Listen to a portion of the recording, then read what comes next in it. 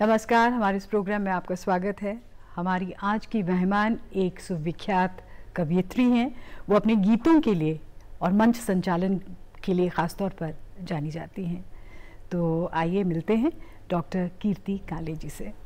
नमस्कार जी, हमारे प्रोग्राम में आपका स्वागत है। नमस्कार। नमस्कार। आपकी कविता की पंक्तियां हैं कि संतुलन कुछ इस तरह संभलता है जब भी बाहर कदम निकलता है। हर कामकाजी महिलाओं के लिए लिखा है मैंने कि संतुलन इस तरह संभलता है जब भी बाहर कदम निकलता है, खुद को घर में ही छोड़ देती हूँ और घर मेरे साथ साथ चलता है। वैसे तो हर महिला के लिए ये एक तरह से देखा जाए तो उसी की कहानी इसमें है कि वो अपने आप को किस तरह से एक संतुलन में रखती है। ये प्रकृति का भी सार है और आपकी कविताओं का भी यही सार है। हाँ बिल्कुल, महिलाओं के जैसे बताया ना, दुर्गा के कितने हाथ होते हैं, अष्टभुजा होती हैं, तो इसी तरह महिलाओं की बहुत सारे काम एक साथ उन्हें करने पड़ते हैं, मल्टीटास्क करना पड़ता है। बिल्कुल, घर भी संभालती हैं, बाहर भी काम करती हैं, तो इस तरह से दोनों में संतुलन। मुझसे किसी ने प्रश्न किया था, किसी पत्रकार ने, कि आप कवि सम्मेलन में भी जाती हैं, घर भी संभालती हैं, बच्चे भी हैं, सबके किस तरह हो जाता है। तब मैंने ये पंक्तियां लिखी थी कि संतुलन इस तरह संभलता है जब भी बाहर कदम निकलता है, खुद को घर में ही छोड़ देती हूँ और घर मेरे साथ साथ चलता है। हम बाहर जाते हैं तब भी घर हमारे साथ साथ चलता है। ज्यादातर जो हमारे दिमाग में किसी कवि की या किसी क्रिएटिव पर्सन की जो एक छवि होती है कि आपको एकाकीपन चाहिए, जहाँ प्रकृति हो या आप हो, आपके कागज कलम हाथ में हो और कुछ ना हो, तो ये जो एक आइडियल इमेज है एक पोएट की, वो आप कैसे कर लेती हैं? जब हम कुछ लिखना चाहें बहुत मन से और बहुत एकांत मिल जाए, ऐसा मिलता नहीं है, उसी में से रास्ता निकालना पड़ता है। मैं तो घर में काम करते करते ही मेरी रचनाएं हो जाती हैं।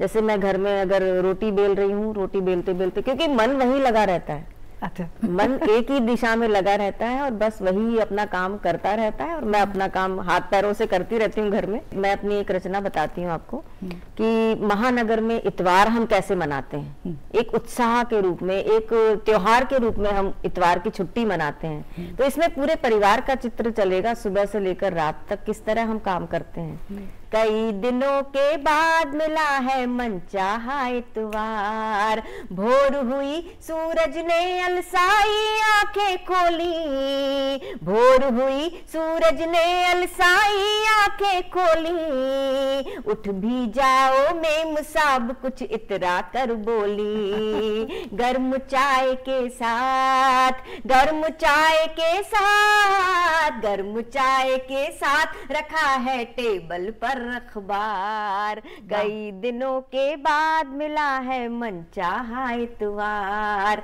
और नहीं चलेगा आज घड़ी की सुइयों का आदेश, रानी जी धोएंगी पूरे आधा घंटा केश, और गुड़िया बैठेगी, गुड़िया बैठेगी, गुड़िया बैठेगी सोफे पर अलती पलती मार, और कई दिनों के बाद साथ में खाना खाएंगे, खट्टी मीठी बातों को हंसकर दोहराएंगे, और गुड्डू को कर लेंगे, गुड्डू को कर लेंगे, गुड्डू को कर लेंगे पूरे 7 दिनों का प्यार, कई दिनों के बाद मिला है मनचाहा इतवार, और कल से होगी वो ही झंझट बस की रेलम पेल, घर से दफ्तर, दफ्तर से घर दौड़ भाग का खेल, इसीलिए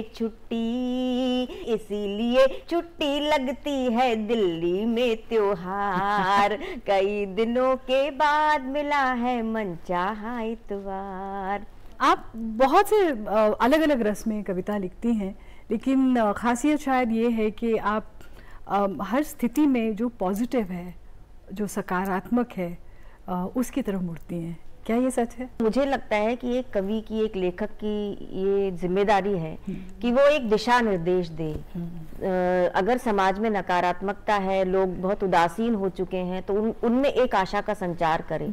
वो अगर आंसू भी लिखे तो इस तरह से लिखे कि उसे सुनने वाला अपने अंदर की भावनाओं का विरेचन करे, उसमें और उसके बाद एक मुस्कान उसके होंठों पर आए, सारे आंसू निकल जाएं और उसके बाद एक मुस्कान उसके होंठों पर आए। मेरी दिशा ही ऐसी है शुरू से जीवन की कि मैं हर स्थिति में सकारात्मकता ढूंढ लेती हूँ।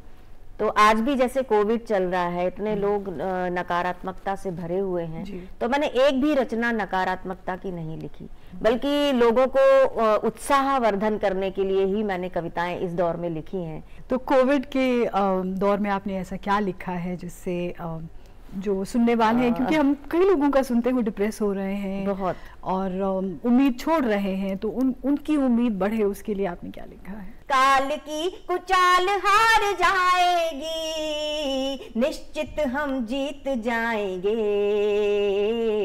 ये दिन भी बीत जाएंगे, और माना की घुटी घुटी सांसों की डोर है, संक्रमित हवाओं का पहरा सब ओर है, आशंकित संध्या है, सहमी सी भोर है, रात के अंधेरे का ओर है न छोर है, पर हम अमावस के पंजे से सूरज को खींच लाएंगे, निश्चित हम जीत जाएंगे, काल की कुचाल हार जाएगी, निश्चित हम जीत जाएंगे, ये दिन भी बीत जाएंगे, और पहले भी आई है बड़ी बड़ी विपदाएं, समय ने सदा ली है धैर्य की परीक्षाएं, बाधाओं ने दी है बढ़ने की शिक्षाएं, पहले भी लांघी है सागर ने सीमाएं, और चढ़ी हुई लहरें जब उतरेंगी, हम सब लोग एक बहुत बड़े इतिहास के साक्षी होने जा रहे हैं। पहले भी ऐसा समय नहीं आया और शायद बाद में भी ना आएगा। चढ़ी हुई लहरें जब उतरेंगी, हम खुद पर इतराएंगे, निश्चित हम जीत जाएंगे। और बहुत विशेष पंक्तियां हैं इस रचना की कि संकट की घड़ियों में संयम को खोना ना, हिम्मत के दामन को आंसुओं से धोना ना, कितने भी दुख आए पर निराश होना ना, फूलों की क्यारी में नाग फनी बोना ना, आशा के छोटे से दीपक से कई दीप जगमगाएंगे, निश्चित हम जीत जाएंगे, काल की कुचाल हार जाएगी, निश्चित हम जीत जाएंगे, ये दिन भी बीत जाएंगे। इस तरह का जो आपका एक बड़ा पॉजिटिव सा हमेशा एटीट्यूड है, आपकी राइटिंग में भी है, आपके सभी गीतों में है, तो आप बचपन से ऐसे ही हैं, थोड़ी मतलब आशावादी हमेशा रहती हैं? थोड़ा हमारे परिवार का भी वातावरण इस तरह से था कि कितने भी संकट आ जाएं, मेरे माता पिता कभी घबराते हुए नहीं देखा, और हमेशा यही उन्होंने कहा है कि समय हमारे हाथ में नहीं होता, लेकिन उसका सामना करना हमारे हाथ में होता है कि हम उसे किस तरह से देखते हैं। बस यही सीख मुझे शुरू से मिली है हमारे परिवार में, तो वही एक घुट्टी की तरह से बैठ गया है कि कुछ भी आ जाए लेकिन हमें उससे पार पाना है। बस ज्यादातर जो कवित्रियाँ हैं उन घर में अपने परिवार में तो उनको एक तरह से इनकरेजमेंट मिलती ही है, लेकिन आपको ससुराल में भी मिली, अपने पति से खास तौर पर। मैं अपने आप को सौभाग्यवती मानती हूँ कि मुझे मायके में भी मेरे माता पिता की तरफ से बहुत सपोर्ट मिला, और विवाह के पश्चात श्रीकांत जी जो मेरे पति हैं उनसे भी बहुत सहयोग मिला, और आज भी मिलता है, क्योंकि उस सहयोग के बिना स्त्री कुछ कर नहीं सकती, क्योंकि आधी क्षमता तो उसे ठीक करने में ही चली जाती है,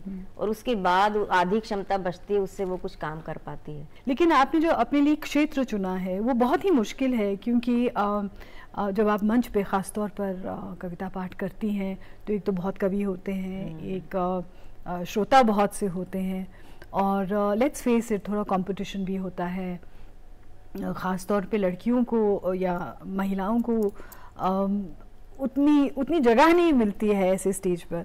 सबसे पहले तो ये लगता है हर किसी को कि ये महिला हैं तो ये नहीं कर पाएंगी, हाँ, और उसके बाद जब वो अपने आप को साबित कर देती हैं बहुत पोलाइटली, बहुत लड़ झगड़ के नहीं करना पड़ता साबित, लेकिन वो अपनी क्षमताओं को साबित कर देती हैं, फिर सब आसान हो जाता है। और कवि सम्मेलन का क्षेत्र, बल्कि मैं कहूंगी कि मैंने नहीं चुना, कवि सम्मेलन ने मुझे चुन लिया, क्योंकि मैंने कभी नहीं सोचा था कि मैं कोई कवयित्री बनूंगी या मुझे स्टेज पे परफॉर्म करना पड़ेगा या करूंगी मैं। तो क्योंकि मैं विज्ञान की विद्यार्थी रही हूँ और उसके बाद फिर मैंने हिंदी में एमए किया, मुझे लगा मेरा रुझान साहित्य की तरफ है, तो मैंने विज्ञान छोड़कर फिर साहित्य में आई। उसके बाद कविताएं लिखती रही, गोष्ठियों में जाती रही। मैंने मन में कभी एक टारगेट नहीं रखा कि मुझे स्टेज पर परफॉर्म करना है। धीरे धीरे सब कुछ, मुझे लगता है कि एक नियंता है ऊपर, उसने सारा कुछ बना रखा है और वो उसी हिसाब से सब चलता रहता है। हाँ, लेकिन जो भी परिस्थिति मेरे सामने आती है मैं उसे उसी तरह, जैसे आपने कहा ना कि आशावादी रहकर उस सकारात्मकता से के साथ पूरा काम करती हूँ, तो उसी तरह से मैंने इसे भी लिया है। पहले तो मोबाइल ये सब यूट्यूब कहाँ थे, नहीं थे। माउथ पब्लिसिटी होती थी, बस एक ने दूसरे को बताया, दूसरे ने तीसरे को बताया, ऐसे धीरे धीरे मुझे बुलाते चले गए। बड़े बड़े मंचों पर भी बहुत जल्दी मुझे बुला लिया गया, जबकि हमारे परिवार में कोई कवि नहीं, किसी से मेरी पहचान नहीं, कुछ नहीं। लेकिन लगा, पहले लोग थे ऐसे कि जहाँ कोई अच्छे देखते थे उनको बुलाते थे, अभी भी हैं, ऐसा नहीं कि अभी नहीं है, लेकिन बुलाते थे और मैं धीरे धीरे मंचों पर आती चली गई। जब मंच पर आई तो मुझे ये लगा कि वर्चस्व पुरुषों का है। अगर हम केवल एक कवयित्री के रूप में केवल काव्य पाठ करें तब तक तो ठीक है, और वो भी अपनी मर्जी से न कर पाए। उन्होंने कह दिया कि ये रचनाएं सुनानी है तो बस वो सुना कर बैठ जाएं। आपकी कोई स्थिति नहीं है मंच पर, उसके लिए आपको थोड़ा सा अपने आप को साबित करना पड़ता है मंच पर। आपको हर क्षेत्र में आना पड़ेगा। अगर आप कवि सम्मेलन में हैं तो आपको संचालन भी आना चाहिए, आपको हर स्थिति में काव्य पाठ करके अपने आप को साबित करना आना चाहिए। कितनी भी विषम स्थिति हो उसमें आपको बोलना है। तो जब आप ये सब कर लेंगे उसके बाद सब आसान हो जाता है। आपके साथ एक तरह से कहे जिन्होंने आपको इनकरेज भी किया और जहां आप पहुंची हैं उस चीज़ को बहुत उन्होंने उसका सम्मान भी किया है, ऐसे एक व्यक्ति से आइए मिलते हैं। डॉक्टर कीर्ति काले के अंदर एक दीप्ति है, दीप्ति कविता की, मौलिकता के, आत्मविश्वास की। वे सौम्य हैं, सुंदर हैं, शिक्षित हैं, सुमधुर कंठी, स्वावलंबी और स्वाभिमानी भी हैं। और इनके स्वाभिमान की और इस काव्य यात्रा की जो एक ऊर्जा उनके पास है, पति के रूप में, श्रीकांत जी के रूप में मैं उनको प्रारंभ से देखता आया हूँ कि बिटिया प्रज्ञा जब बहुत छोटी सी थी वे आते थे, कविता का आनंद भी लेते थे और कविता प्रज्ञा के अंदर धीरे धीरे जा रही थी। आज तो वो बर्लिन में रहती है। कान्हा बहुत प्यारा सा बेटा। तो एक ऐसे सुदृढ़ परिवार की नींव रखने वाली कीर्ति कहती भी हैं मंचों से कि मैं जब जाती हूँ सम्मेलन में तो मेरा घर भी मेरे साथ जाता है। और इस आत्मविश्वास के साथ कि जो कुछ मेरे पास है वो मेरा है, मौलिक है। मुझे याद है IIC के एक कवि सम्मेलन में, फिर इंडियन ऑयल के एक कवि सम्मेलन में मैंने पाया कि वो कह रही थी कि और सब सुना रहे हैं, ठीक है, मैं मौलिक सुना रही हूँ। यानी एक गर्वोक्ति के साथ उन्होंने स्तब्ध कर दिया बहुत सारे कवियों को। जो कुछ भी है उनके पास उनकी है, तीर उनके हैं, कमान उनकी है, गीत उनके हैं, जान भी उन्हीं की है। और की बात वो करती नहीं है, लेकिन इतना जानती हैं कि उनके पास उनके गीतों की ज़बान भी उनकी अपनी ही है। बहरहाल इस कोरोना काल में उनकी और भी प्रतिभाएं हमारे सामने आई हैं। लोग कहते हैं कि गद्य कवि नाम निकष वदंती, कवियों का निकष होता है गद्य, और अद्भुत गद्य उन्होंने लिखा है। संस्मरण पढ़ के तो मैं हैरान रह गया। उन्होंने व्यंग्य भी लिखे हैं गद्य में। तो एक बहुमुखी प्रतिभा की हैं डॉक्टर कीर्ति काले। कवि सदैव युवा रहता है, उसकी कविता युवा रहती है। मैं शुभकामनाएं देता हूं अपनी कि उनकी कविता सदैव युवा रहे और एक पूरे के पूरे आलम को, जो कि सोशल मीडिया से भी व्यापक और बहुत दूर तक जाने वाला हो, वे छाई रहें और लिखती रहें। मेरी शुभकामनाएं पुनः। इस तरह के, इस मयार के लोग जब आपका लोहा मानते हैं, एक तरीके से आपको इतना इनकरेज करते हैं, तो बहुत खास होता है। कवि सम्मेलन ने, कविताओं ने मेरे व्यक्तित्व को आकार दिया है। मैं इससे बहुत प्रेम करती हूँ। कुछ लोग कहते हैं कि कवि सम्मेलन में कविता पाठ करना वो विशुद्ध कविताएं नहीं होती जी, है ना। बहुत लोग आरोप भी लगाते हैं, उसमें लेकिन परफॉर्मेंस जरूरी है, बहुत जरूरी है, और वो तो दुगनी योग्यता होनी चाहिए आप में। आपको आप में लेखन की योग्यता भी हो और साथ में उसे प्रस्तुत करने की योग्यता भी हो। हर तरह के श्रोताओं के सामने, गांव के बिल्कुल ठेठ निरक्षर श्रोताओं के सामने भी आप सुना पाएं, और बहुत एलिट क्लास के सामने भी आप सुना पाएं, मेले के श्रोताओं के सामने भी सुना पाएं। जहाँ मेला चल रहा है, लोग कह रहे हैं आप अपना काम करिए, हम अपना काम कर रहे हैं, ऐसे भी मिल जाते हैं। वहां भी आपको सुनाना आना चाहिए, वहां पर भी वही रचनाएं सुनानी आनी चाहिए। ये नहीं कि आपको रचनाएं बदल दें, एक हाथ बदल सकते हैं, लेकिन आपकी वो रचनाएं आप मेले वाले भी सुन लें, आपको लाल किले वाले भी सुन लें, आपको विदेश में भी सुन लें, तो ये तो एक बहुत विशेष योग्यता आपके पास होनी चाहिए। तो कवि सम्मेलनों से मैं बहुत प्रेम करती हूँ, क्योंकि कवि सम्मेलन ने मेरे व्यक्तित्व को आकार दिया है। हर क्षेत्र में कुछ न कुछ अच्छा होता है, कुछ न कुछ खराब होता है, तो अच्छा है उसे और अच्छा करने की जिम्मेदारी हमारी है, और जो खराब है उसे समाप्त करने की जिम्मेदारी भी हमारी है। बहुत लोगों का बहुत प्यार, बड़ा सम्मान, बड़ा दुलार मुझे मिला। उसके लिए मैं स्वयं अपने आप को श्रेय नहीं देना चाहती हूँ, मैं ईश्वर को श्रेय देती हूँ कि वही सब कुछ कराता है। मेरी बहुत आस्था है ईश्वर में। अब कुछ लोग हैं जब वो कविता लिखते हैं तो कहते हैं हम बैठ जाते हैं, कविता बस आ जाती है, और कुछ लोग हैं जिन्हें बहुत मेहनत करनी पड़ती है। और आप क्योंकि गीत लिखती हैं, उसका एक केडेंस है, एक रिदम है, उसको मेंटेन करने के लिए आपको क्या लगता है कि किस तरह से होता है आपके लिए? रचनाशीलता अपनी अलग अलग होती है, सृजनशीलता अलग अलग होती है। कोई किसी स्थिति में लिख पाता है, दूसरा कोई किसी स्थिति में लिख पाता है, सबका अलग अलग मूड होता है। कई बार कोई रचना वास्तव में ऐसा लगता है कि कोई हमें लिखवा रहा है, हम केवल एक माध्यम हैं और हम केवल लेकर बैठे हैं। बल्कि मैं कागज कलम लेकर बहुत कम बैठती हूँ, गद्य लिखती हूँ तब मैं कागज कलम लेकर बैठती हूँ, अन्यथा सारी रचनाएं मेरी यहाँ हो जाती हैं, गीत। और बस मैं घूमती रहती हूँ और वो रचना मेरी हो जाती है, या काम करती रहती हूँ, वो पूरी रचना हो जाती है। कई बार लगता है कि वास्तव में केवल हमारा शरीर, हमारा मन एक माध्यम है और लिखवा कोई और ही रहा है। बाद में जब हम रचना पढ़ते हैं, उसको उलट पुलट कर देखते हैं, हमने तो बड़ा अच्छा लिख दिया, बल्कि लगता है हमने क्या लिखा, हमने तब पता ही नहीं चल रहा था कि हम क्या लिख रहे हैं। हाँ, कुछ रचनाएं ऐसी होती हैं जो कहा जाता है कि इस विषय पर लिखना है, तो फिर उस विषय पर हम लिखते हैं, फिर वो बड़ी सोच समझ कर लिखी जाती है। तो दोनों तीनों तरह से लिखी जाती हैं रचनाएं। अच्छा, आपकी एक खासियत और ध्यान में आती है, वो ये कि आप एक तो व्यंग लिखती हैं, एक हास्य कविता, ये भी एक स्पेशलिटी है आपकी, एक यूनिकनेस है, क्योंकि कम लोग हैं, कम कवियत्रियां हैं जो ऐसे लिखती हैं। हास्य वैसे बोलचाल में मैं बड़ी करती थी, लेकिन कविताओं में मैं हास्य नहीं लिखती थी। सुरेंद्र दुबे जी, जिनके ऊपर मैंने ये पुस्तक लिखी है, जा रहा हूँ दूर इतना, उनके साथ मैंने बहुत कार्यक्रम किए। तो उसके बाद वो इतना अलग अलग चीजें बोलते थे, वो हास्य कवि थे, अलग अलग चीजें ऐसी बोलते थे और ऐसी छोटी छोटी बारीक बारीक बातें बताते थे। तो धीरे धीरे मुझ में भी हास्य का एक पुट आने लगा। अच्छा। मेरी रचनाओं में ऐसा होता है ना, परिवेश जिस तरह से होता है उस तरह धीरे धीरे आप बन जाते हैं।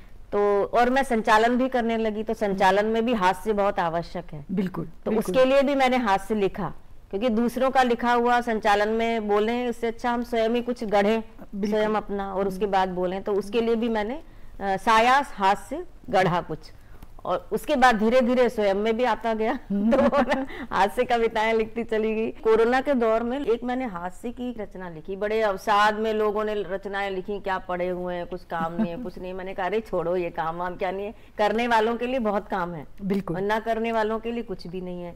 कोरोना तेरी बहुत हुई मनमानी, कोरोना तेरी बहुत हुई मनमानी, पिला दिया छोटे वायरस ने बड़े बड़ों को पानी, कोरोना तेरी बहुत हुई मनमानी, कोरोना तेरी बहुत हुई मनमानी। घर का पहला दृश्य कि मैं सुबह उठ चाय बनाऊं, वे सोते हैं चादर ताने, मैं झाड़ू पोछा कर लूं, वे सुस्ताने के करें बहाने, और पड़े पड़े करते फरमाइश, कभी कचौड़ी कभी पकौड़ी, मैं बेचारी खटती रहती करती रहती भागा दौड़ी, और उनके जलवे देख देख कर चढ़ती मुझ पे भवानी, कोरोना तेरी बहुत हुई मनमानी। और हम महिलाओं की सबसे बड़ी क्या समस्या हो गई कि नास पिटे इस कोरोना का, कैसी घोर विपत्ति आई, किटी पार्टी बंद हो गई बंद हो गई ब्याह सगाई। आज तो ये दूरदर्शन वालों ने बुला लिया तो ये नई साड़ी मैंने पहन ली, अन्यथा देखिए कि नास पिटे इस कोरोना का, कैसी घोर विपत्ति आई, किटी पार्टी बंद हो गई ब्याह सगाई, और अलमारी में भरी साड़ियों के चेहरे हैं लटके लटके, साज और श्रृंगार सभी के दिल के दर्पण चटके चटके, और जाने कब लौटेंगे फिर से दिन अपने जाफरानी, कोरोना तेरी बहुत हुई मनमानी। और महीने में 15 दिन कवि सम्मेलन करने वाली मैं, कोरोना शुरू हो गया, कोई कवि सम्मेलन नहीं, कोई कुछ नहीं, तो क्या स्थिति हो गई मेरी। उसी को मैंने लिखा है कि जगर मगर पांडाल सजा है, श्रोताओं से भरा ठसाठस, रात में नहीं दिन में भी यही सपने आने लगे कि जगर मगर पांडाल सजा है, श्रोताओं से भरा ठसाठस, कविगण सब मंचस्त हुए हैं, सोते जगते दिखता बरबस, और इधर तालियां वंश मोर के शोर निराले, सारे श्रोता बोल रहे हैं कीर्ति काले कीर्ति काले, और एक ताली को तरसे अब ये कवि सम्मेलन को तरसे ये मंचों की महारानी, कोरोना तेरी बहुत हुई मनमानी, कोरोना तेरी बहुत हुई मनमानी। भैया आपने अच्छी बात कही कि कवि के लिए मंच कितना ज़रूरी है, और आपने तो हास्य में ये बात कह दी, और हास्य मंच के एक बहुत बड़े व्यक्ति हैं, वो आपके बारे में क्या कहना चाहते हैं, ये देखते हैं। हेलो कीर्ति, कैसी हो? मैं तुम्हें कीर्ति भागवत से लेकर कीर्ति काले तक के सफ़र को जानता हूँ। तुम्हारी सबसे बड़ी खासियत क्या है? तुम सब कामों को ईमानदारी से निभाती हो, चाहे घर का हो, चाहे कवि सम्मेलन का हो, चाहे बाहर का हो, चाहे संबंधों का हो। आपको बधाई देता हूँ कि इन सब चीज़ों को, एक कहावत को तुमने झुटलिया दिया, एक ही सादे सब सदे, सब सादे सब जाए। तुम ऐसी कवित्री हो जिसने सबको साधा है और सबको बराबर रूप से साधा है। उस कहावत को झुटला देने वाली कवित्री का नाम अगर कहा जाएगा तो कीर्ति काले कहा जाएगा। चाहे ओज हो, चाहे संचालन हो, चाहे काव्य पाठ हो, चाहे नवगीत हो, या कोई भी विधा कविता की हो, फ्री वर्स की हो, तुमने सब में एक मुकाम हासिल किया है। बहुत कम कवित्रियाँ ही ऐसा कर पाती हैं। बहुत बहुत बधाई। तो ये भी एक निराला तरीका है आपके बारे में कुछ कहने का। जितने भी लोग मेरे साथ में रहे, बल्कि बहुत बड़े बड़े लोग हैं, ये बहुत लंबा जीवन जिया है इन्होंने, और कई लोगों को देखा है, परखा है, और उसके बाद उन्होंने मेरे लिए ऐसे शब्द कहे तो मैं अपने आप को बड़ा धन्य और गौरवान्वित अनुभव करती हूँ, और धन्यवाद देती हूँ आपको और दूरदर्शन को जो उन्होंने ऐसे लोगों से मुझे स्क्रीन के माध्यम से मिलवाया। अन्यथा तो मिलते रहते हैं, लेकिन आज बहुत दिनों बाद मैं उन्हें देख रही हूँ क्योंकि कोरोना चल रहा है तो मुलाकातें बहुत कम हो रही हैं। एक मुलाकातें कम हो रही हैं, एक मंच नहीं सज रहे हैं। अंग्रेजी में कहा जाता है आर्ट फॉर आर्ट्स सेक, कि श्रोता हो या ना हो, एक कृति जो है उसकी एक अपनी वैल्यू है। क्या आप इस तरह से लिखती हैं कि श्रोता को मन में उनके बारे में सोच कर लिखती है? आपका क्या तरीका होता है? दोनों तरह से लिखती हूँ। अच्छा। अधिकांश रचनाएं तो मेरी ऐसी होती हैं जो मैं अपने स्वयं के लिए लिखती हूँ। अच्छा। और वही मैं सुनाती भी हूँ। हाँ। कई रचनाएं ऐसी होती हैं जो अवचेतन में चलता रहता है, ये चीजें कि सामने श्रोता भी होंगे, अगर उन्हें सुनाना पड़ा तो उसे इस तरह से लिखा जाए कि उन्हें भी अच्छा लगे। तो हर रचना की अलग अलग रचना प्रक्रिया होती है और वो उसी तरह से लिखा जाता है। बस हम भी ये चाहते हैं कि आपकी रचनाएं चाहे वो प्रकाशित हो या मंच पर हो, बस यूं ही चलती रहे। प्रोग्राम में आने के लिए आपका बहुत बहुत धन्यवाद। आपको भी बुलाने के लिए बहुत बहुत धन्यवाद। हमें उम्मीद है आपको भी हमारा ये प्रोग्राम ज़रूर पसंद आया होगा। अगली बार तक के लिए नमस्कार।